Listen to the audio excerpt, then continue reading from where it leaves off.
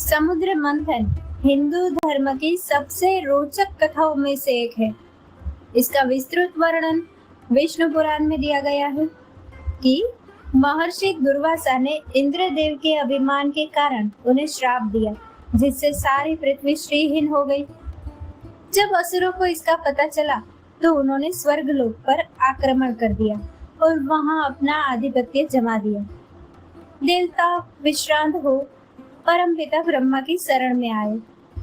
ब्रह्मदेव सबको लेकर श्रीहरि विष्णु के पास गए।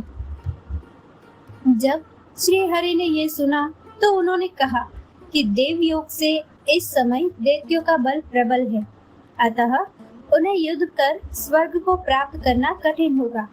इसी कारण आप सभी उन्हें समुद्र मंथन करने के लिए मनाइए। मंथन से अनेकानेक रत्न प्राप्त होंगे, जिन्हें देव और दैत्य आपस में बांट सकते हैं। इससे पृथ्वी पुनः श्रीयुक्त हो जाएगी। आप सबके सहायता के लिए त्रिदेव तत्पर रहेंगे। श्री हरि की ऐसी बात सुनकर इंद्रादि देवता देवगुरु बृहस्पति के नेतृत्व में दैत्यराज बलि के पास गए। ब्रह्मा जी और श्री हरि की आज्ञा मानकर दैत्यों ने देवों के साथ मिलकर समुद्र मंथन करना स्वीकार किया। त्रिदेवों के मार्गदर्शन में सभी पर्वतों ने समस्त प्रकार की औषधियां लेकर समुद्र में डाली गई। अब प्रश्न था कि इतने विशाल समुद्र को मथने के लिए मथनी कहां से लाई जाए।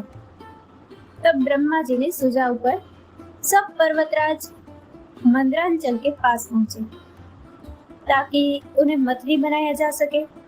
मंदरांचल को जब इस कार्य का पता चला तो उन्होंने सहर्ष अपनी स्वीकृति दे दी, किंतु समस्या थी कि उन्हें वहां से समुद्र तक कैसे ले जाया जाए।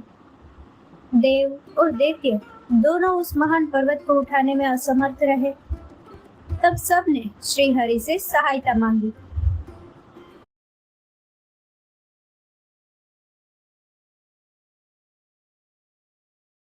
तत्काल ही उस पर्वत को उखाड़ दिया और उसे गरुड़ की पीठ पर रखकर समुद्र के समीप आए। वहां उन्होंने उस पर्वत को समुद्र में डाल दिया, किंतु समुद्र में जाते ही वो पर्वत डूबने लगा। ऐसे में मंथन कैसे हो। तब पुनः श्री हरि ने उनकी सहायता की और दूसरे दशावतार अर्थात कच्छप रूप में वे प्रकट हुए। उस कच्छप के पीठ का विस्तार 1,00,000 योजन था। उन्होंने समुद्र के तल पर जाकर उसे अपने पीठ पर स्थापित किया। अब प्रश्न उठा कि इतने बड़े पर्वत को मथने के लिए नेति अर्थात रस्सी कहां से ले आए। तब महादेव ने अपने गले से नागराज वासुकी को उतारकर इस कार्य के लिए दिया। मंथन के घर्षण से वासुकी को कष्ट ना हो, इसलिए महादेव ने उन्हें गहन निद्रा का वरदान दिया।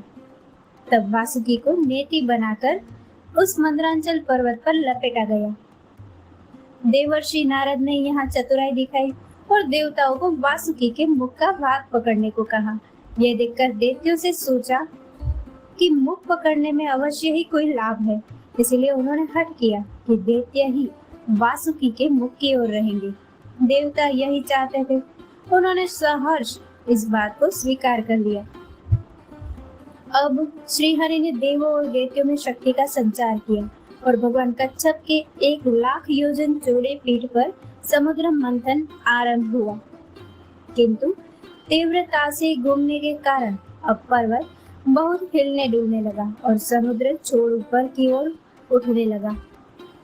तब परमपिता ब्रह्मा स्वयं उस पर्वत के शिखर पर बैठ गए ताकि संतुलन बना रहे। तब कहीं जाकर समुद्र मंथन सुचारू ढंग से चल पाया। जब मंथन आरंभ हुआ तब दैत्यों को पता चला कि वासुकी का मुख पकड़कर उन्होंने गलती कर दी है। घर्षण के कारण वासुकी के मुख से घोर ताप निकलने लगा, जिससे दैत्यों का शरीर जलकर काला पड़ने लगा।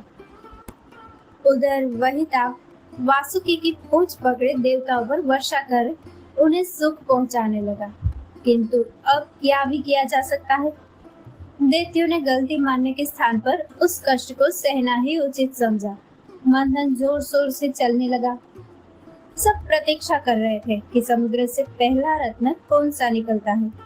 तभी पहले रत्न के रूप में समुद्र से घोर हलाहल निकला। कई स्थानों पर इसे कालकूट भी कहा गया है, किंतु कालकूट एवं हलाहल उन दोनों में अंतर है। उस घोर गरल से सारी सृष्टि नष्ट होने लगी। तब सभी ने एक स्वर में महादेव को पुकारा। अपने भक्तों का कष्ट देखकर महादेव ने उस हलाहल को पी लिया, किंतु माता पार्वती के आग्रह पर उन्होंने उस विष को अपने कंठ में ही स्थित कर लिया, जिससे उनका कंठ नीला पड़ गया।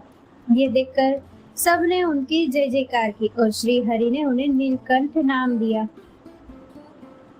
वर्णित है कि समुद्र मंथन से कुल 84 रत्नों की प्राप्ति हुई, जिनमें से 14 मुख्य रत्न माने जाते हैं और 70 गौण रत्न। आइए उन सभी मुख्य